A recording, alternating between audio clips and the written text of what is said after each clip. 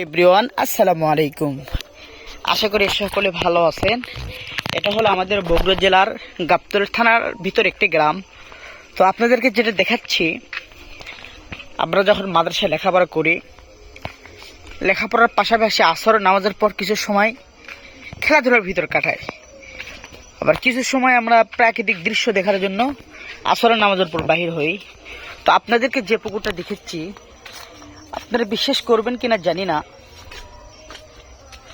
এই পুকুরে প্রতি বছরে যে মাছ চাষ হয়, মানে ভালো পরিমাণের মাছ চাষ হয়, তার ভিতর হইতে মানে প্রতি বছরই এই পুকুর থেকে কয়েকটি বড় বড় মাছ মানে তোলা হয়। 15-20 কেজি ওজন হবে। আর রাস্তার পাশে দেখতেছেন এই জমিগুলোতে সর্ষে করা হয়েছে। এই যে মাছটা দেখাচ্ছে আপনাদেরকে, বিশাল একটা মাছ। ইরে বাপ রে বাপ, ওরে বাপ। এই বিশেষ করে এই পুকুরে একটু দেখতে থাকেন, খুব সুন্দর মাছ আছে এই পুকুরে। যে মাছ মানে আমার পুকুর থেকে মাছটা নিয়ে এই পুকুরে দিছে, মানে বিশেষ করে কাতল, যেগুলো কাতল আমার 1 কেজির উপরে কাতল এখানে দিছে। তো খাবার তো আনলিমিটেড খাবার দেয়।